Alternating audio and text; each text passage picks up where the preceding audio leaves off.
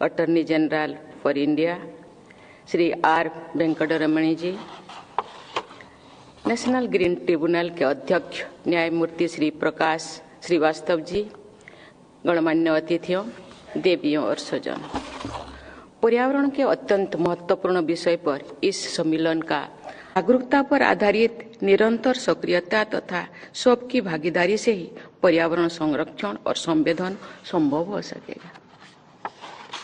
न्यायाधीशगण एवं विधिवेत्ताओं के साथ साथ अन्य क्षेत्रों में सक्रिय लोगों की भागीदारी इस सम्मेलन को और अधिक उपयोगी बनाएगी।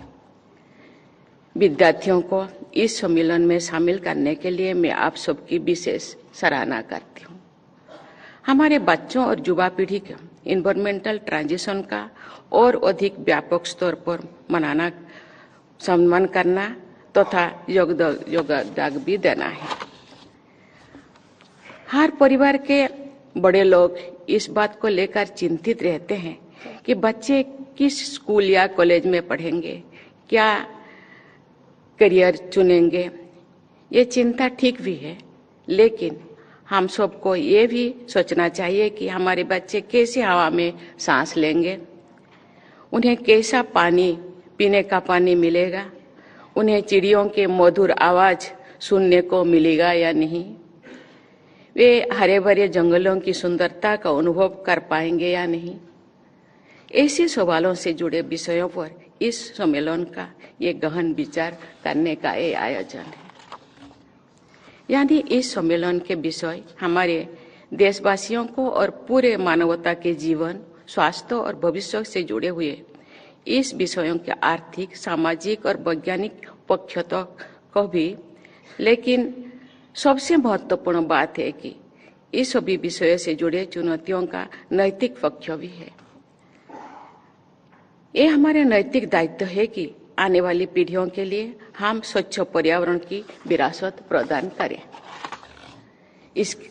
इसके लिए हमें पर्यावरण के प्रति सचेत, संवेदनशील जीवन शैली अपनानी होगी, ताकि पर्यावरण का संरक्षण तो होएगा ही, इसके अलावा उसका संवर्धन भी हो तथा पर्यावरण और अधिक जीवंत बन सके। स्वच्छ पर्यावरण की विरासत और आधुनिक विकास का समन्वय करना एक अवसर भी है और हम लोगों के सामने चुनौती भी है। स्वच्छ पर्यावरण हमारा दैनिक जीवन और स्वास्थ्य के लिए कितना जरूरी है, ये हम सब जानते हैं। धूल और धुएं होने वाले वायु प्रदूषण का फेफड़ों पर बुरा असर पड़ता है। अनेक अध्ययन ये बताते हैं कि वायु प्रदूषण से लाइफ एक्सपेक्टेंसी पर विपरीत प्रभाव पड़ता है। पर्यावरण की स्वच्छता के लिए हर संभव प्रयास करके ही हम सब स्वस्थ और समृद्ध भारत का निर्माण कर सकते हैं। देवियों और स्वजनों, स्वच्छ पर्यावरण की विरासत हमारे पूर्वजों ने हमें प्रदान की थी। हमारी एक प्राचीन प्रार्थना के अंत में 2 बार कहा जाता है, नमो मात्रे पृथ्वी, नमो मात्रे पृथ्वी, अर्थात धरती माता को नमस्कार है, धरती माता को नमस्कार है। धरती माता के प्रति बार बार सम्मान व्यक्त करने की इस भावना के पीछे हमारे भारतीय जीवन मूल्य है। हमारी मान्यता रही है कि प्रकृति माँ की तरह हमारे पोषण करती है और हम प्रकृति का सम्मान एवं संरक्षण करने की आवश्यकता है।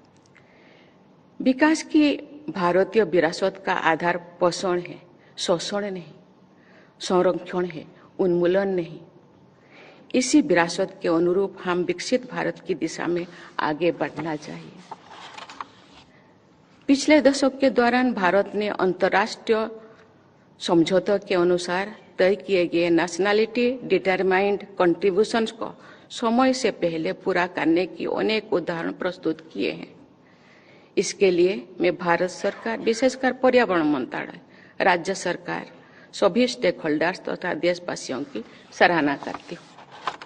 देवियों और स्वजनों, नेशनल ग्रीन ट्रिब्यूनल ने हमारे देश के एनवायरमेंटल गवर्नेंस में महत्वपूर्ण भूमिका निभाई है।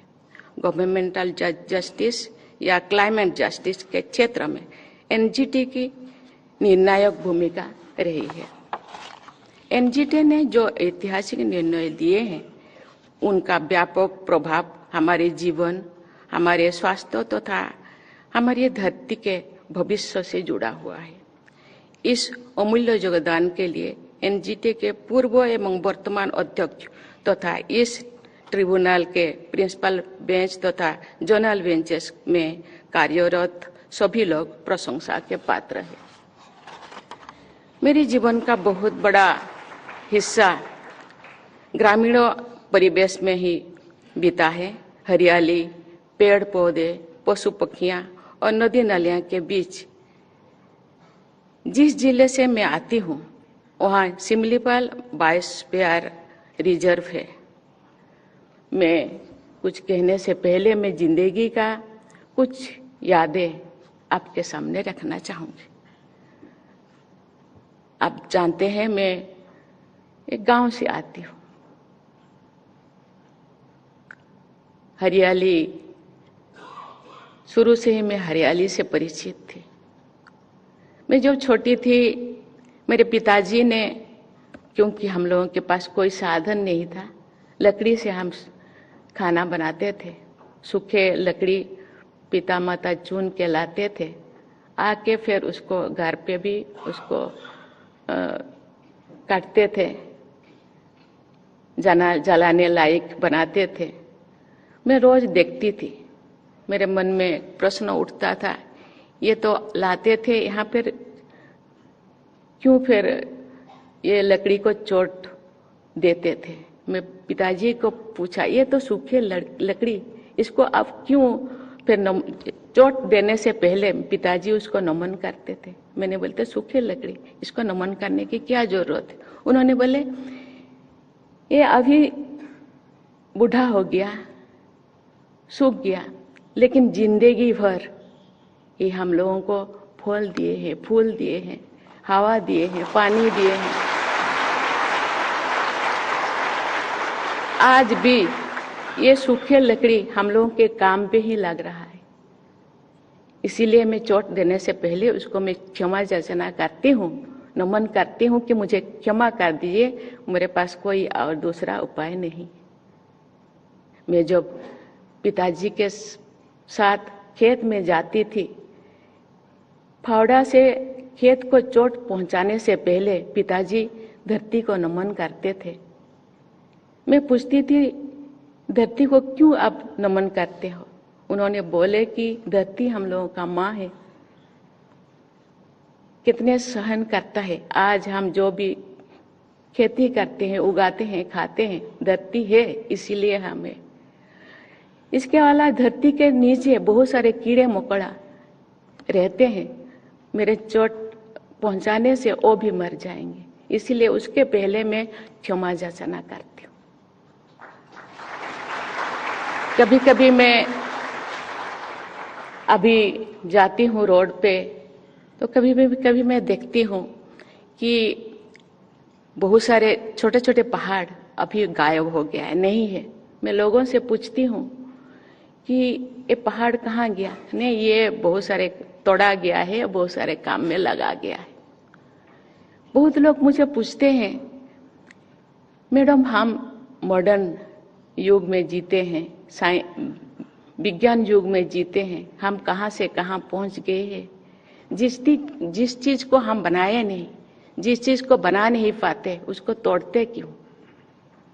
पत्थर को आप बना सकते हैं। उस दिन में मेरे मन में जो वो लोग क्वेश्चन किए थे, मैं आंसर नहीं दे पाई। मुझे लगता है आज इस तरह के कॉन्फ्रेंस में उस तरह के आंसर को हम ढूंढे, क्योंकि जिस चीज को हम बना नहीं सकते, हम दूसरे कोई ऐसी चीजें ढूंढे कि जो जब हम लोगों का आवश्यकता चीजें है उसको हम भरपाई कर सके, विकास भी हो और विनाश को भी रोका जाए।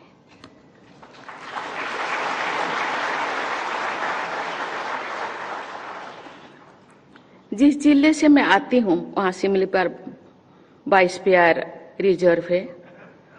वहीं पर सिमलीपाल टाइगर रिजर्व भी है, जो ब्लैक टाइगर्स का एकमात्र नेचुरल हैबिटेट है।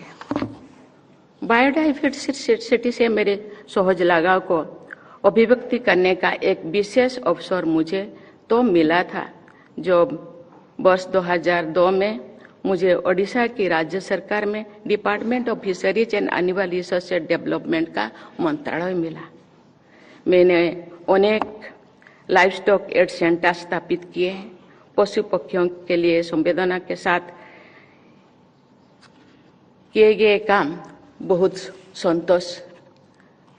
मन को संतोष देती है। हमारे जनजातीय समुदाय के लोगों ने सदियों से प्रकृति के साथ समन्वय बनाए रखते हैं। जनजातीय लोग पेड़ को पूजा करते हैं। हमारे आदिवासी भाई बहन अपने जीवन के हर पहलू में आसपास के परिवेश, पेड़ पौधे और जीव जंतुओं के साथ उनके ध्यान रखते हैं। हमें उनकी जीवन शैली में से प्रेरणा लेना चाहिए।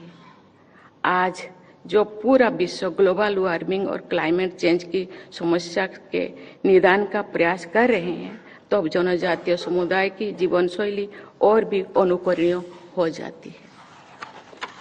जल, जंगल, जौन के बीच एक प्राकृतिक बंधन है। मुझे ये जानकर बहुत खुशी हुई है कि पर्यावरण मंत्रालय ने इस बंधन से जुड़े एक अभियान का हाल ही में शुरुआत किया है।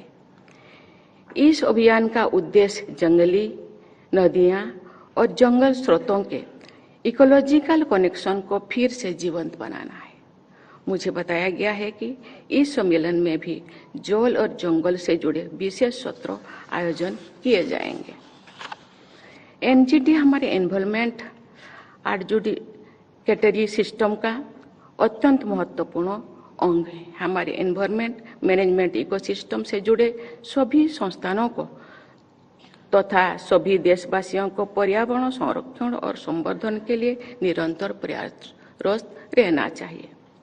मुझे ये जानकर प्रसन्नता हुई है कि केंद्रीय पर्यावरण मंत्रालय द्वारा ग्रीन क्रेडिट प्रोग्राम और इको मार्क जैसे कदम बढ़ाए जा रहे हैं, ताकि लोगों को लाइफस्टाइल फॉर इन्वायरमेंट के अभियान से भली भांति जोड़ सके।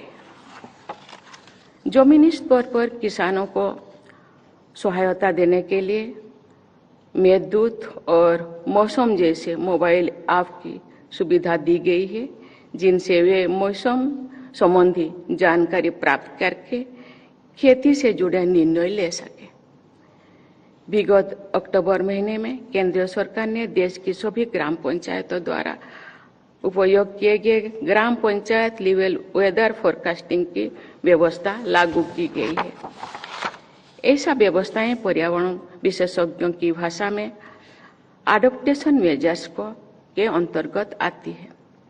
विश्व समुदाय को एडॉप्टेशन मेजर्स पर और अधिक जोर देने की आवश्यकता है।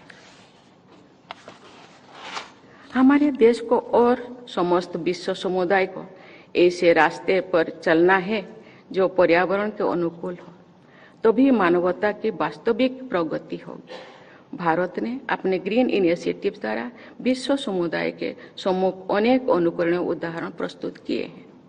मुझे विश्वास है कि सभी स्टेक होल्डर्स तथा देशवासियों की भागीदारी के बल पर हम विश्व स्तर पर ग्रीन लीडरशिप की भूमिका निभाएंगे। हम सबको वर्ष 2047 तक भारत को एक ऐसा विकसित राष्ट्र बनाना है जहां की हवा, पानी, हरियाली और खुशहाली पूरी विश्व समुदाय को आकर्षित करे। इस कामना के साथ मैं अपनी वाणी को विराम देती हूँ। धन्यवाद। जय हिंद, जय भारत।